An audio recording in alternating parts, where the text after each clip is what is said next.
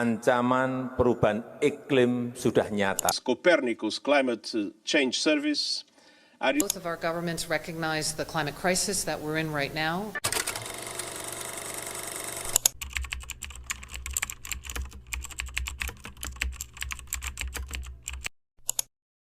Perubahan iklim adalah krisis global yang terus berkembang, dan salah satu sektor yang paling terdampak adalah pertanian.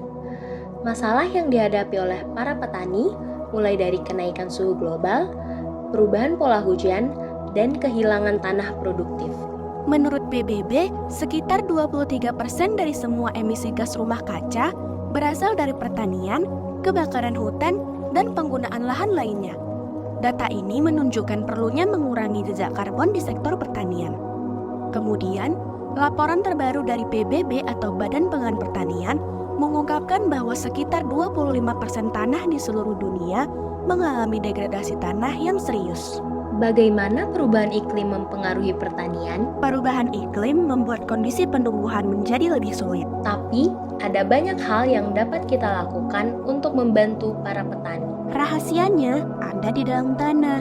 Tanah berperan sebagai sumber karbon, melepaskan dan menyimpan gas rumah kaca dari atmosfer. Ketika tanah terganggu, karbon akan dilepaskan. Sepertiga dari emisi gas rumah kaca berasal dari rantai pangan pertanian. Praktek pertanian yang cerdas iklim akan membantu mengurangi gangguan tanah, emisi gas rumah kaca, dan menjaga nutrisi tanah. Maka dari itu, solusi para petani yang harus dilakukan adalah melakukan pengelolaan berkelanjutan seperti rotasi tanaman, penanaman penutup tanah, dan penggunaan pupuk organik.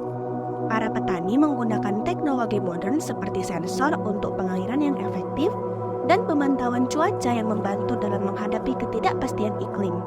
Analisis rekam jejak gas rumah kaca dari lahan pertanian dirujuk dari Good Growth Plan menunjukkan peningkatan efisiensi emisi gas rumah kaca secara kumulatif sebesar 14%. Untuk menghadapi tantangan ini, petani di seluruh dunia harus mengambil langkah-langkah konkret dalam upaya mitigasi perubahan iklim yang berdampak pada produktivitas tanah. Beberapa solusi yang dapat diterapkan adalah: pertama, pengelolaan berkelanjutan. Petani perlu beralih ke praktik pengelolaan berkelanjutan seperti rotasi tanaman. Rotasi tanaman membantu mengurangi tekanan pada tanah dan mengembalikan nutrisi yang diperlukan untuk pertumbuhan tanaman yang sehat. Solusi ini juga dapat membantu mengurangi ketergantungan pada pupuk kimia. Kedua, penanaman penutup tanah. Penanaman penutup tanah seperti rerumputan dan leguminosa adalah cara efektif untuk mempertahankan kelembaban tanah, mencegah erosi, dan meningkatkan struktur tanah. Tanaman ini juga dapat memperkaya tanah dengan nitrogen alami, mengurangi kebutuhan akan pupuk kimia. Ketiga, penggunaan pupuk organik.